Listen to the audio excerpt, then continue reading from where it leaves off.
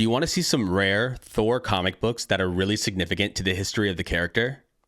Let's take a look. Okay, the artist and writer for these books is, of course, the dynamic duo of Jack Kirby and Stan Lee. What I have here is the Mighty Thor number 126 from 1966 that puts this book in the Silver Age, and Journey into Mystery with the Mighty Thor number 118 from 1965. Now, both of these books are key issues that can be quite valuable in high grade. Mine are not high grade, but they're good enough grade for me to want to put them up on my wall of comics that I have over here on the left. This one in high grade can go for about $925. This is actually the issue that took the series titled Journey into Mystery and formally changed the name to just The Mighty Thor. So that's a pretty significant part of this character's history. Also, it's a classic battle between Thor and Hercules, which I think is pretty cool, especially with Jack Kirby's amazing art. So this is definitely a really cool book.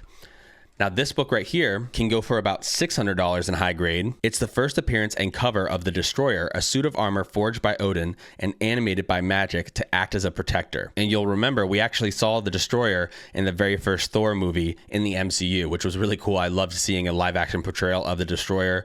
Really, really powerful armor or character, if you could call it that. Another interesting fact about the Destroyer, especially with the Fantastic Four movie coming out soon, is that the Destroyer actually served as a herald of Galactus for a while after Firelord. So that was pretty cool to see in the comics, and it's just a really cool part of this character's history. And yeah, as I always say, I just can't get enough of Jack Kirby's art, and I just think, these two mythical characters going at it, drawn by Jack Kirby, is a really, really cool thing to see. Hercules' first appearance in the comics was actually Journey into Mystery Annual number 1.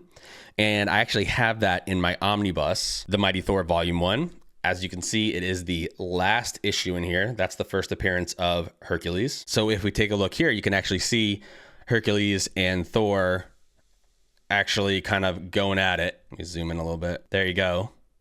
Interesting to see who would win in this conflict. I give Thor the upper hand because he does have magic, whereas Hercules is, basically purely strength. But anyway, these are just two really cool books. I love having a piece of Thor's history in my collection that I can put up on my wall. I love having the amazing Jack Kirby covers and interiors, and I'm just super happy to have both of these books in my collection.